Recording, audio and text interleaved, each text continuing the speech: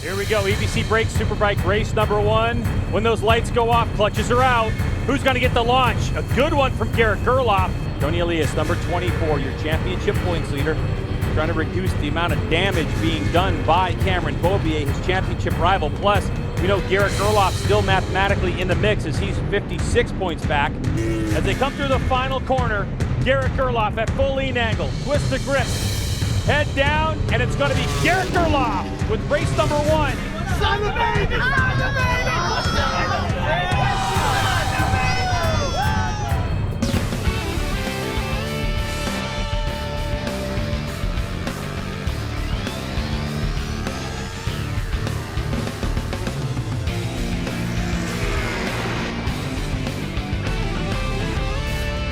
It's time for the MotoAmerica AMA FIM North American Road Race Championship, round 9 of 10 for 2019. We're at the Championship of New Jersey in Millville at New Jersey Motorsports Park. Hello, everyone, and welcome to the broadcast. My name is Greg White, standing alongside Jason Pridmore, who's won 2 world titles in his day. Now, we're getting ready for the EBC Brakes Superbike race number 2 from NJMP. Now, Jason, yesterday was very interesting. Crazy day. Garrett Gerloff's picking right up where he's been leaving off lately. Just gets to the front, dominates the race. Looked like he just had a little bit over the rest of the field, and there was just nothing they could do with him. Yeah, so Garrett Gerloff won, his 4th race in 6 tries. But in terms of championship, we saw something extremely unusual, which was Tony Ellis finishing 4th. In the races he's finished this year, it's his only time off the podium. And it wasn't just a close 4th, it was a distant 4th, a long way back. He had people, Jake Lewis and Matthew Skoltz, breathing down his neck that could have taken more valuable points away. Up in the front, though, Garrett Gerloff was beating Cameron Beaubier, Tony Elias's closest rival. So there's a lot of things going on in this championship still.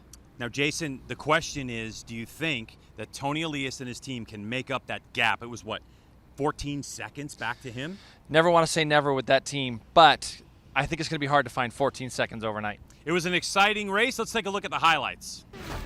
Fresh off his race 2 victory at Pit Race, championship points leader Tony Ellis has finally going tough here at New Jersey Motorsports Park. Going over things with his team before race 1, they came up with a plan, but he was never a factor in the race, as it was all Yamahas up front. Yamaha teammates Cameron Beaubier and Garrett Gerloff would dominate this race. JD Beach on the attack performance Yamaha R1 would show early. As the race started to funnel its way down towards the finish, we saw shots being taken as they went into turn 1.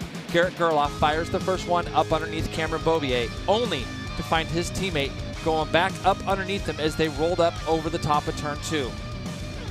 Late in the race, Cameron Beaubier took another shot as he went up underneath Garrett Gerloff in turn 1, only to find his teammate do the same thing back. But that gap that you see pulled was never clawed back by the defending national champion, and Garrett Gerloff goes on to win his 4th race of the year. Unbelievable for Garrett Gerloff. And in terms of the race finish, here's how it played out. It was Gerloff, Beaubier, JD Beach, and for the first time this season, Tony Ellis, when he finishes a race, is off the podium and only collects 13 points. So in the championship hunt, that started to change things slightly. It was 35 points coming in to this weekend. Now, Jason, it's 28, and Gerloff only 44 points back. Yeah, it's all got closed up at the top, and I think that the concern when you look at our results sheet there wasn't so much that he finished 4th and he only got 13 points. It was how far back he was. 25 seconds back, Greg, is a mile back. And the thing that he's got to worry about is other guys getting close and taking more points away from him.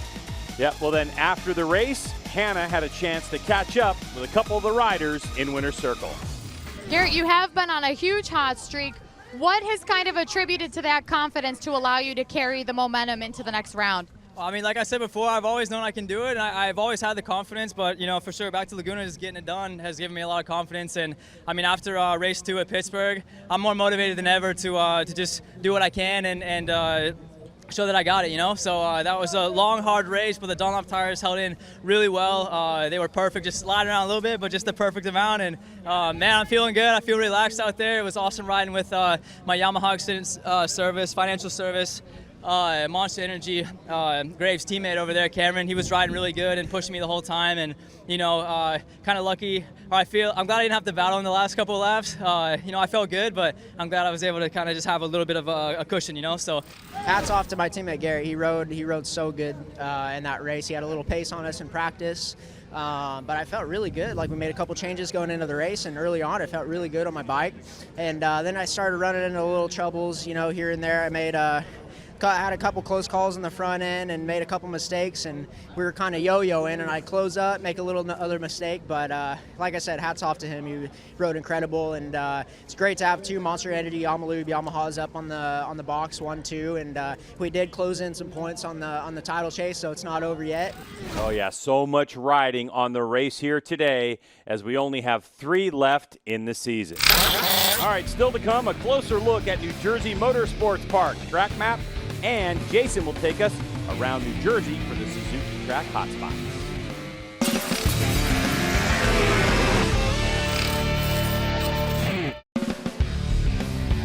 Welcome back to New Jersey Motorsports Park. EBC Brakes Superbike race number 2, inching closer to this race start, Jason. And we've had some changes in terms of the grid from yesterday because we have a couple riders that are not going to be on the grid for this race. Yeah, I think that when you start looking at the starting Greg, I mean, Cameron Beaubier is going to be on that front row alongside Matthew Skoltz and JD Beach. You know, when you look at that front row and you start thinking about who could possibly challenge, I'm looking at that number 85, Jake Lewis. He was so close to getting on the podium at Pittsburgh. This morning, he was out following JD Beach around a little bit, and it didn't look like there was much between them. I know JD's probably riding high off his podium yesterday, but Jake Lewis, Tony Ellis, and Kyle Wyman there rounding out row 2. Look for the 85. I think he could be a player today. Josh Herron back there on row 3 alongside Jake Gagne. Those two had a good race yesterday. David Anthony outside that row 3. Then we're going to go back to Cam Peterson. Travis Wyman taking a little break away from Superstock 1000 to join us here in the Superbike class. And he will be alongside Max Flinders. And there of course, on row 4. Jason not starting this race. Obviously, you heard since the top of the show, there's no Garrett Gerloff, but also Sam Vertorico on the 17 had a big incident. He had a crazy crash this morning, for those that didn't see it, and I've had one similar that was very unfortunate, but on an outlap, it looked like he had something maybe go wrong with the front brakes, and it literally launched him up over the top. So we're hoping that Sam's doing okay. Looked like he hurt his arm in that accident.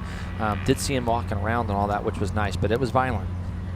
So Matthew Skoltz with a good position. He's got a good launch and a good view into turn number 2. The question is, what can he do with that race start? Yep. So Jason, looking at the depth of this field, and obviously with Garrett Gerloff, who has been the standout, we have JD Beach, who is continuously working on the setup of his motorcycle. A lot of that having to do with the body position. One of the things I talked with JD Beach about, Jason, was chatter. The Attack Performance Essence and Racing Yamaha has had chatter problems all year long, so I asked JD, now you've had a full race distance on it here at New Jersey Motorsports Park, did the chatter come back? He said, no, it didn't. Great. So what that's allowed them to do then is go, great, we've got that problem solved for this day, and now we can start making other changes to the motorcycles. Tweaks, right? So yeah, exactly, to make it a little bit more rideable for JD Beach, because it was really those latter stages of the race. So here's what happened yesterday with JD Beach, as he describes it to me. Jason, you're going to understand this one for sure. So what he was saying was, as he was racing with the 2 leaders, with Garrett Gerloff and Cameron Beaubier, as he would initiate throttle, the bike would squat too much and start to spin. So what he decided to do was ride it on the edge of the tire for longer and then carry more corner speed through the corner and then get on the gas a little bit later. But what ended up happening was he wore out the edge grip on the tire, and that was the last 10 laps. So everything they've done this morning was to solve that problem. Yep, well, and the thing is that when you do that, you have to have a bike that's capable of rolling through it. And there were some times over the course of the weekend at the beginning of the first session, and again, talking to Richard, being able to talk to Richard, it'd be interesting to see what they've done with gearing on that bike, because the bike was in such a higher rev in the first practice. The bike had more revs, it seemed like to me, than the second one, and he's continued to go even further than that, watching this morning and listening to where he's shifting and how he's shifting. It's a lot more like that bike on the pole position. So in the championship, of course, was Garrett Gerloff. He was sitting 3rd, and we told you that Garrett, this was the incident this morning, Jason, just to analyze this. We've talked about it all show long, but tell us what happened here. This is when you get a lot of confidence, and you can see he's coming out of turn 3C there, and that's off camber. If you've seen our track hotspots at all this weekend, I've marked that as a turn where if it just goes a little bit wrong, you can see how little that bike slid, but it spit him off on the inside. So it's kind of a high side from the inside. You're going to see here in a minute how little the movement is. He's going to get himself back over to the right. He's looking through the corner. He's probably dialing on a lot of throttle right now, and it's just going to be the littlest bit of a movement that's going to buck him up out of the seat. and you lose your balance. And you can see, unfortunately, Garrett hit his head pretty hard on the pavement on that first hit. And that was the main concern, and that's the reason why he's not riding with us today. Yep, and Garrett doing the right thing and telling his team after that incident that he wasn't feeling well, so he went to the hospital to get a scan, and so we wish the best for Garrett Gerloff in that one. But if you're just joining us and that's the first time you're seeing that, that's why we don't have the number 31 in this race. Hopefully we'll get to see Garrett Gerloff finish off the season as strong as he has been at the final race of the season. Warm-up lap. What does the 33 of Kyle Wyman have in store? They made a lot of changes to that Ducati.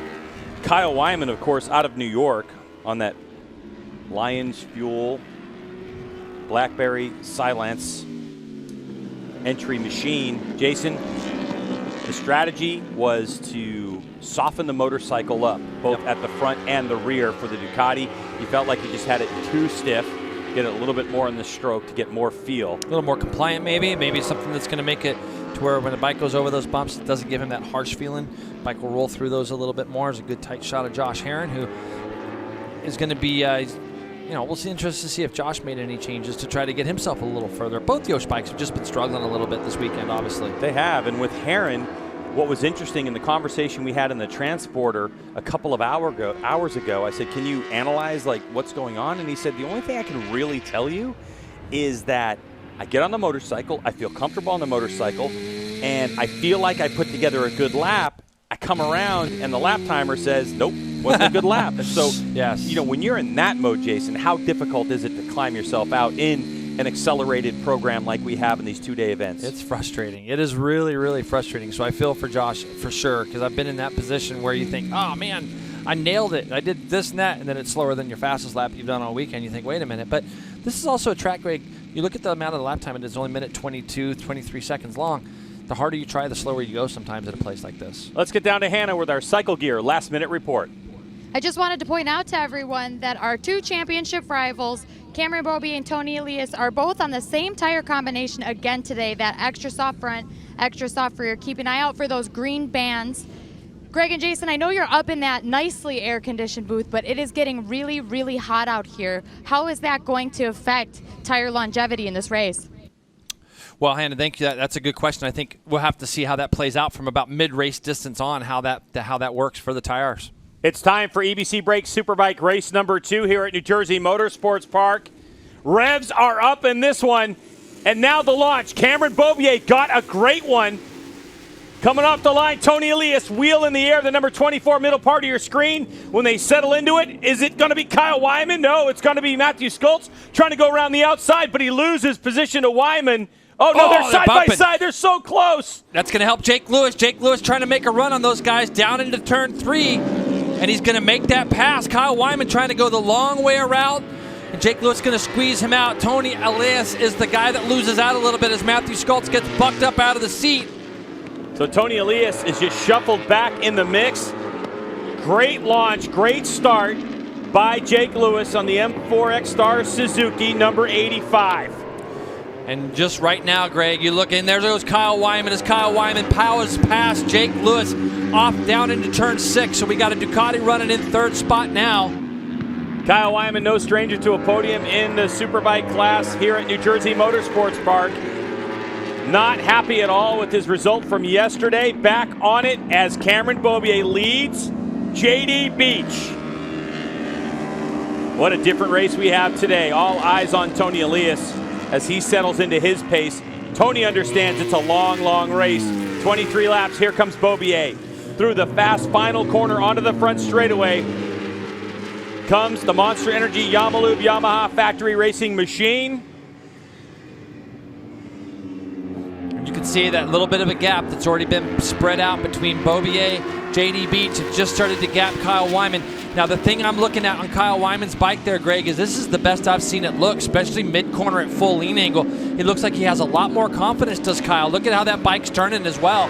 So that Ducati looks very, very racy right now. I'm interested to see how that goes as the tires go, as Matthew Schultz is making a bid on Jake Lewis. Not quite close enough. And right behind him, he's got Tony Elias going to try to take a shot at him, but he's not quite close enough to Matthew Schultz to make that pass stick.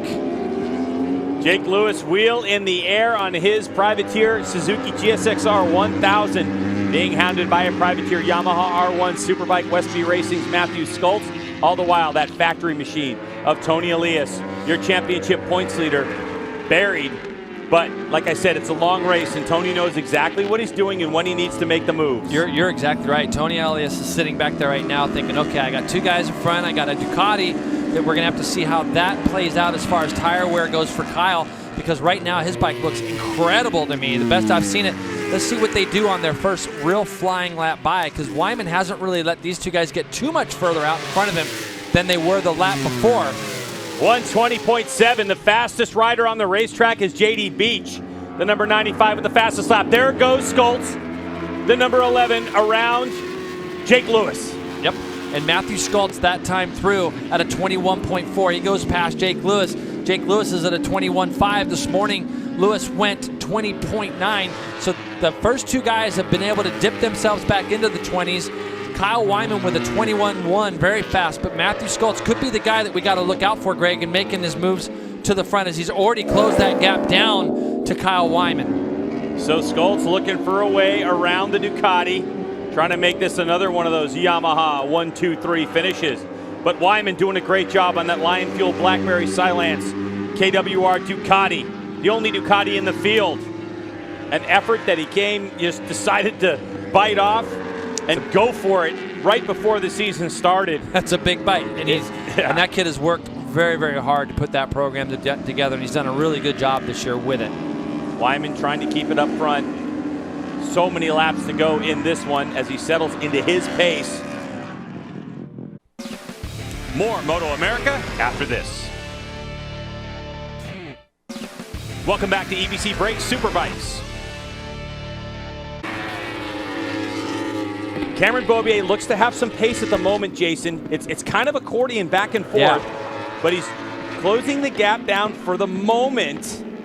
But JD Beach, his bike looks the best I've seen it. It does. Before halfway point of the season right now. Yeah, and you know the thing is there were some nice changes made after that first session yesterday. We go a little bit further back. 4th and 5th place here are those Suzukis of Jake Lewis and Tony Elias. But the thing I'm looking up front at right now between those 3 guys is you're exactly right. That last split seems to be hurting Cameron a little bit. So we're going to keep an eye on, see what's going on there. So Lewis trying to hold off the advances of Tony Elias into the last bit of New Jersey Motorsports Park. Jake Lewis, so much talent and still in the mix. But JD Beach onto the front straightaway. Privateer, Yamaha R1 horsepower versus factory horsepower. And they looked relatively evenly matched in that one, Jason. And there goes Tony up the inside on Lewis. That'll be for 4th spot. So Elias keeps moving forward. One thing we know about Lewis is he has a look over his shoulder from the onboard camera. If he has an opportunity, he'll fight back. No question, yeah. Jake's got a lot of fight in him, and you can see Matthew kind of bridged that gap, and now these guys have just pulled a little bit further away from the number 11 and Matthew Skoltz. And, you know, I think that if Matthew can get up on the back of them and just kind of sit and watch and then let this middle part of the race go, he's under no threat again from people behind. The first split that we have pop up on our screen, all 3 of our riders are in the 18.1, 18.2 range. So we're going to continue to see that. I mean, what Matthew Skoltz has done by even bridging that gap from 1.9 down to 0.9, 0.7 to Beaubier that last time by.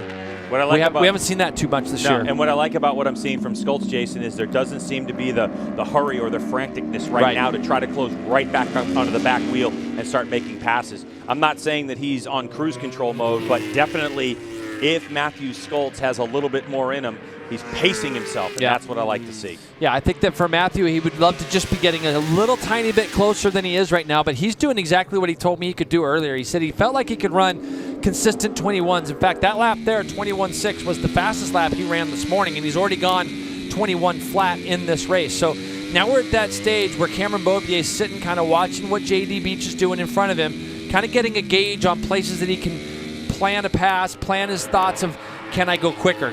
If he starts to see this pace drop back into the 22s and Beaubier feels like he can still strongly do 21s, you'll see him try to make an effort at JD Beach. The question we all have for Cameron Beaubier is what kind of motorcycle is he riding right now? Meaning, One of the issues that they've had since they arrived here at New Jersey Motorsports Park, they were trying a new bit on the front end, and Cameron just kept saying, I was losing the front, I'm losing the front, I'm losing the front. I keep having to save it with the throttle. So did they go back, or is Cameron trying to get used to this setup of the front end of the motorcycle? It hasn't been decided yet in terms of if he's going to keep it or not, but it's been what's been plaguing him yesterday in practice and qualifying and in the race, and this morning as well. They thought they had a fix, but he said no. But Cameron right now, it looks like the front end's planted, at least in that corner. Well, you can see two different lines there. JD runs it in and squares that up a little bit. That's why you see Cameron close it up so much in the middle. Doesn't look like Cameron loses much on the exit. This is where we're going to see now. JD runs just a tiny bit wide at the middle, at the apex of that corner, but it doesn't really look like Cameron has much for JD as they go down into turn one. What you just saw was the pit board. It's the only communication that crew has to Ryder when he comes across the line, and that was JD Beach's pit board signaling to him that he's in position number 1, and that 0-0 you saw means that he's got nothing of a gap. He's got a Ryder right on the back of him. Well, now we're back. Now we're kind of getting into the, creeping into the higher 21s. 21.8 that time for JD Beach, 21.9 for Matthew Skultz, 21.6 for Beaubier. So if Beaubier feels like he can run low 21s, look for something to happen here in the next 2, maybe 3 laps. But right now, JD Beach doing a tremendous job controlling the pace at the front. That's the telltale sign. Watching these lap times, if they start to drop, JD Beach becomes vulnerable. That's really the question, because since they've had such issues with chatter, getting a full race distance out of these tires at this pace and at as well as this motorcycle is feeling can be, I guess, uncharted territory for him at the moment. No question. This sector here is the sector that Matthew Skultz had been struggling with the most, and it looks like he's made some improvements to at least get himself a little bit closer. You can see, Greg, he's rolling around very nicely in the inside of that turn. But man, I tell you, as that rider in third, you wish you could just get a tiny bit closer, and you could see the traction control working there for JD Beach. What little they do run, that bike was a little bit sideways, but he stayed in it. Here comes Cameron Beaubier. Does he have a run on him? Beaubier in the draft. Side by side they go. What about the brake lever? He's late on it, and Beaubier goes to the lead. So now Cameron Beaubier takes over the spot. JD Beach will have an opportunity to see what Cameron has, but all of that studying for these laps, Beaubier is going to try to make the most of the parts of the racetrack. That's a mistake from Cameron Beaubier there going into 3. Just got in a little bit deep, made him a little bit late on that left-hander. He's able to get it back under control and keep the point. But I kind of felt, this point last lap, I said that he might try to make a pass in the next 2 or 3 laps. I feel like Cameron thinks he might have a little bit of pace on JD, so we'll see if that holds true. And then we'll also see if that will separate him from even that battle with Matthew Skultz. We'll see if Beaubier can put together a series of laps here that's nice and tidy, mistake-free. Very unusual for us to see this from Cam Beaubier in the years we've been watching him race. Just small mistakes here and there at different racetracks, but now he's got a clear track in front of him, so he has his line choice and how he wants to run it. JD Beach had a good pace. This was that time, so it's 13 to go here. So what we know was, what JD was talking about was about 10 laps into the race when his setup didn't allow his Dunlop tires to give him the maximum amount of grip. There's JD in the draft. JD is so good out of that last corner where it's important to be good. So and now look at Matthew Skultz. He has climbed up on the back of these guys. 22.1, 22.2 for the leaders, 21.8 for Matthew Skultz in third spot on that Westby Yamaha R1. So this is going to do a lot for the confidence for Matthew and his team, seeing that he's been able to close that gap down, and now he's on the back of JD Beach. Skultz hasn't won one this year, but he has 2 wins in EBC Brakes Superbike history. He knows how to win at this level. And now it's just going to be a matter of how comfortable is it that he can be sitting there. And I think that the reason why we saw the lap times in the 22s from Beaubier and Beach was simply because of that small mistake that Cameron made going into 3A to 3B. Wouldn't be surprised to see those 2 front runners jump themselves back into the 21s this lap. You can see they kind of get away from Matthew in the first half of the track, and then Matthew kind of pulls them back all through here. So Cameron Beaubier leads the way from JD Beach. For a moment, we saw Matthew Skultz join the party. How's this all going to play out? We have about halfway to go in this one.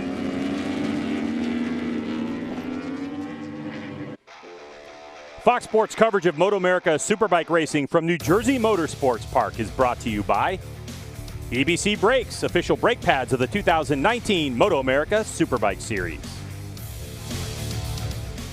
11 laps remain. of 23 as Cameron Beaubier continues to lead the way from JD Beach. And equidistant behind Cameron Beaubier Beach is Matthew Schultz. Tony Elias, 5 seconds adrift. Jake Lewis, Kyle Wyman, Jake Gagne, Josh Herron in 8th, David Anthony in 9th, Cam Peterson in 10th. But all eyes are on the front of this one. It's one of these situations, Jay, where you're saying, okay, Schultz has made some lunges, got to the back, then all of a sudden, 1 lap later, he's a little further back. Yeah. Is that the pace, or is it him calming down? And what about JD Beach? Because Beaubier is just putting this little tiny gap together. It's not growing necessarily, but it's a comfortable gap. Yeah, but where's JD the best? Right here. Last corner, all through here, all down this next little S section here. He's really, really good, and this is where Matthew's been pretty good also. What we're seeing right now, that last time through, is a 21.8 to a 22 flat from both JD Beach and Matthew Schultz. This time through as they come across the line. Good run by Beach on that one, Jason. You can see the attitude of the motorcycle. So good. Not enough to make a pass, but Cameron had to use so much more racetrack than JD did, but Beaubier looks really strong into 1. The battle for 4th place between Tony Elias, your championship points leader, and Jake Lewis continues to rage. And then there's a battle between Jake Gagne, the number 32 on the BMW, and Josh Herron on that factory Suzuki. Yeah, it's good to see Jake Gagne getting up to pace a little bit more, and he's got somebody to race with today in the fact that Josh Herron is there.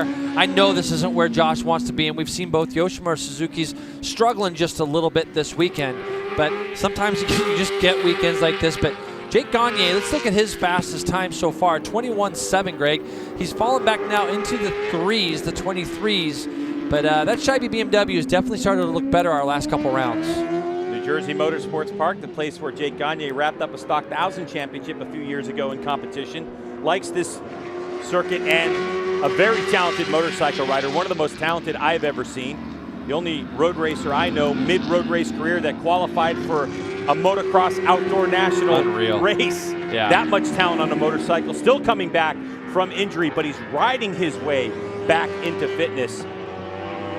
And he's a tremendous rider, as you said. And here we go, JD Beach as back at the front against Cameron Beaubier. So while we were just looking at that battle back there for 7th and 8th, these two guys have swapped it back up again. And I have no doubt, Greg, that probably happened coming out of that last corner. As you saw back there, Matthew Schultz gets bucked up out of the seat out of turn 2. So could this be some ideas that Hannah brought up at the start of the show about some tire wear? Yeah, that's really the big question. Is JD Beach all of a sudden has got the same amount of bike lengths on Cameron Beaubier that Cameron Beaubier had on him just 1 lap ago? So Beach, Attack Performance, Estenson Racing, Yamaha out front. And we haven't even really brought it up, Greg, but let's just talk about this for a minute. That's 5 extra points that Cameron Beaubier has sitting in front of him. It's not so much even about a race win. Those 12 points that he would get if he was to win this race and Tony Elias was to finish 4th, that would be 19 points he would pick up on the weekend. So those 5 points are more than just a race win right now for Beaubier. He's got to try to figure out a way to make this work. But JD Beach looks very, very hungry today. We've seen fireworks from Beaubier on last laps of the race before, where he sets the fastest lap of the race on the last lap. You can see Beach steering the rear end of the motorcycle with the throttle. And that's why we've seen it consistently right there. Now let's look at how fast Cameron is through the middle, but look at the exit speed of JD Beach on the exit. It's almost so much it makes it difficult for Beaubier to go back down up underneath him, and he's going to try anyways, Greg. Oh, there goes Beaubier. That seemed to be out of nowhere. Long it didn't even look like he had position on him. But Beaubier is so strong on the brakes in turn number 1, and lead change again. And that was from a long way back. Long way back. Yeah, and that's just having the confidence. And we've seen him up there in there a couple times this weekend where he runs a little bit wide. And look at the gap that he immediately opens up. Maybe he heard us talking about the points. Yeah, Could have maybe, been something. Maybe. So Beaubier knows what's at stake. He has those conversations with his crew and riding coach Jake Zemke before he gets to the race.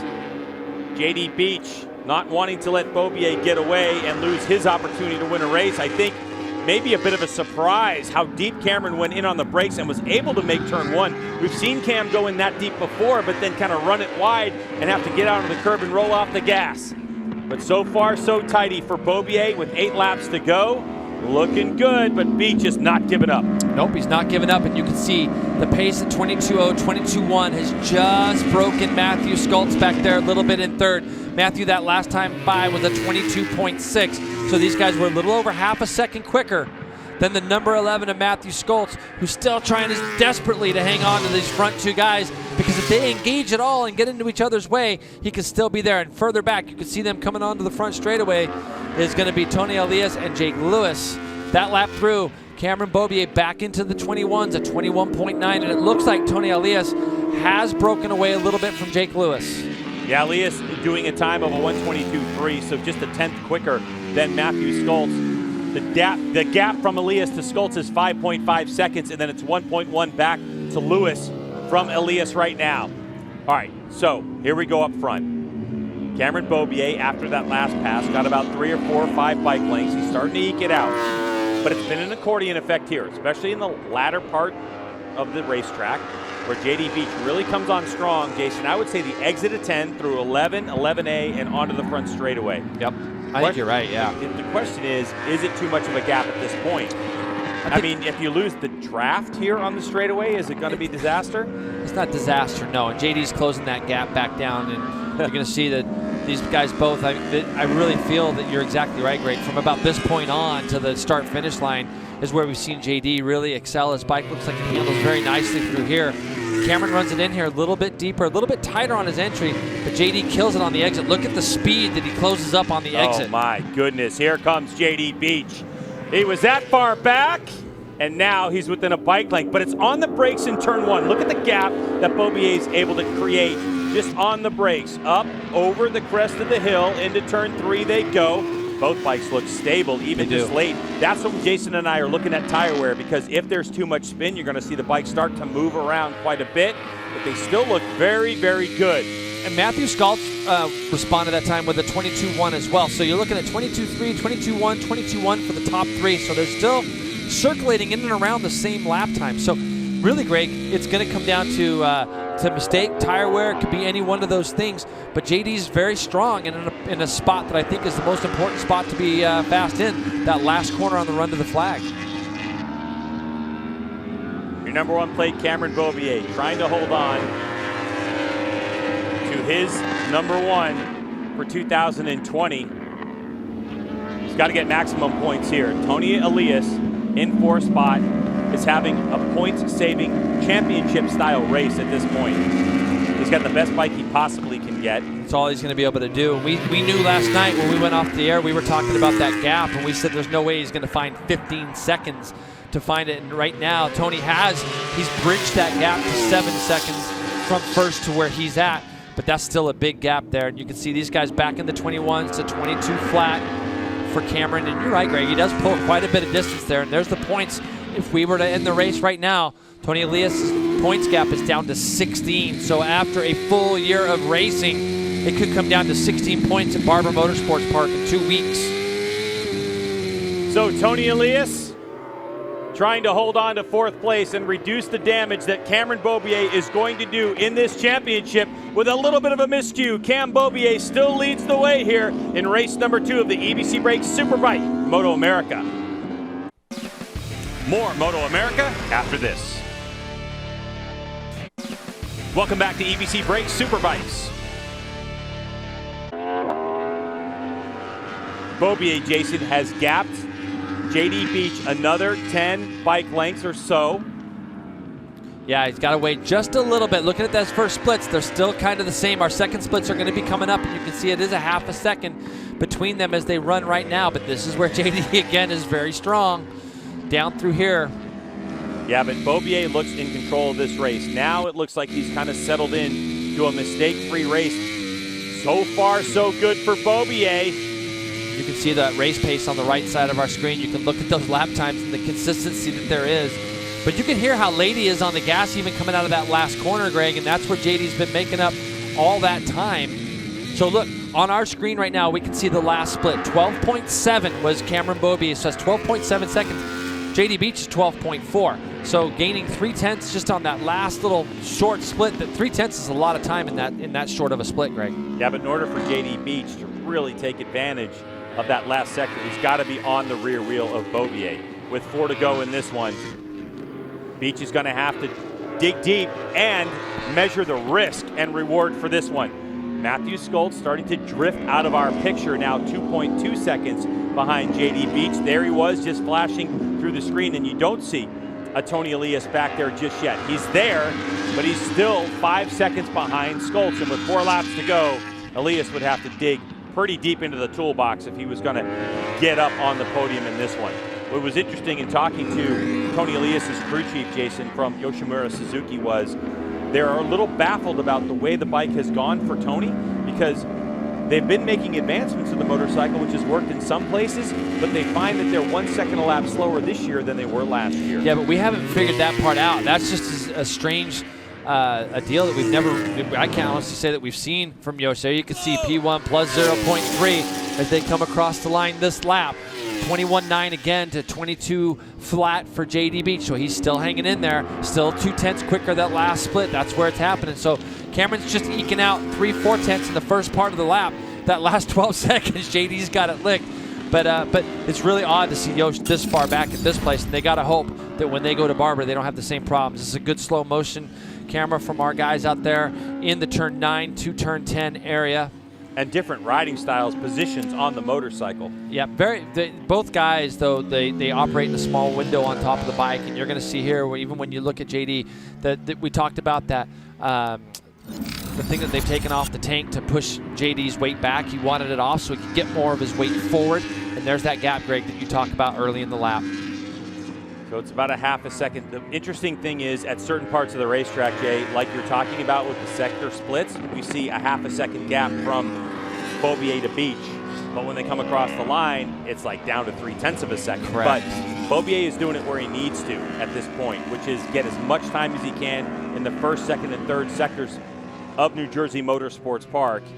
And JD he's throwing the kitchen sink at it, and you can see that Skoltz is settled into that third place spot at the moment, losing 6/10. Across the line, 2 to go now for Beaubier. The gap up to 4/10 of a second at start-finish line. And you can see on the graphic it says 6/10 of a second because that was that gap before start-finish line. So it keeps going back and forth. Yeah, but you're right. I think Cameron, he's just trying to hit his marks now. We've seen Cameron so frustrated from Sonoma all the way through. We saw him win the second race there, tip off in the first, frustration at Pittsburgh, a little probably frustration yesterday. So Cameron Beaubier is just definitely due a win right now. JD Beach is keeping him honest. I think that even before the race, we kind of said that this could be a Cameron Beaubier walk-away, and JD Beach has done everything he can to thwart that. But Cameron right now is riding like we've seen him ride so many times, hitting those marks nice and consistent, being smooth doing it. This is Cameron Beaubier as we know it. A lot of talks about what Cameron's got to be doing for 2020. Will he stay here in MotoAmerica? Murmurs of World Superbike possibilities over there as well. The future is bright for this young man, Cameron Beaubier out of California, as he is working the final section of this racetrack. JD Beach's strength, he's got enough of a gap right now to hold off JD Beach, but Cameron still has, well, they say 12 corners, Jason, on this racetrack, but there's 3B, 3C, there's an 11A. Like 16, but yeah. It's more like 16. Last lap for Cameron Beaubier. Trying to grab as many points as he can and put them in his pocket as he heads to Barber Motorsports Park. And how about this guy, Matthew Skoltz, after a couple of fifth-place finishes, trying to put his Westby Racing Yamaha back on the podium. Some traffic ahead for Beaubier. Gets out of the way is Max Flinders, the 88. He knows the deal, so Flinders rolls out of it. Leaves it to these two. Beach not giving up, but he also knows what he's got in his pocket. Another podium appearance for JD Beach. This could be his second in a row. On this final lap, Jason, Cameron Beaubier looks to be in control of his own destiny. Still was another 21.8 from the champ running that last lap, still consistently running in the high 21s. JD Beach has ran so many 22 flats this race, but you can see that gap is now stretched out quite well, and it looks like Cameron Beaubier is finally going to get this win that I feel like he could have had in any one of the last 2 weekends. Here comes Cameron Beaubier through the final corner here at New Jersey Motorsports Park. He's going to streak to the line. get after that checkered flag and take the win. EBC Brakes Superbike race number 2 with JD Beach 1.4 seconds behind. As we await the arrival, there he is. Matthew Skultz will stand on the podium for the Westby Racing team, and he is pumped. Yeah, and why wouldn't he be? And you know, the thing that you can look at there, even for Matthew, is 7 seconds from winning the race. That's a really good job from the Westby crew. Great job from the Attack crew as well with JD Beach, and of course Cameron Beaubier. That's going to be a big win. You can see Tony Elias is there.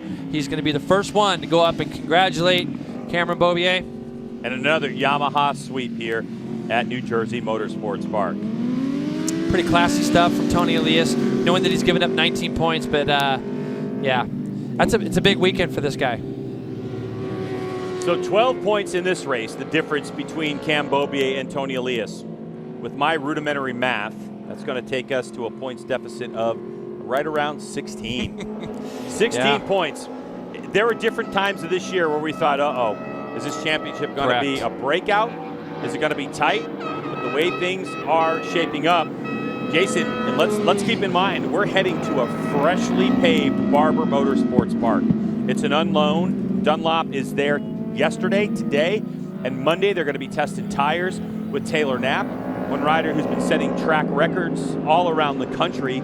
He's going to be testing for Dunlop to find the durability of the tires for Barber Motorsports Park so they can gather as much information as possible. We have in the past gone to freshly paved racetracks that have just eaten tires alive. Just chewed them away. Exactly. So Dunlop's on the case. More MotoAmerica after this. We're back at New Jersey Motorsports Park for our post-race coverage of the EBC Brakes Superbike race number 2 with Cameron Beaubier taking victory by 1.4 seconds over JD Beach. And Hannah is down, obviously, with our top 3. Hannah? Cam, JD led you around for quite a few laps. Watching him, how are you able to determine when and where to make your move so that it sticks?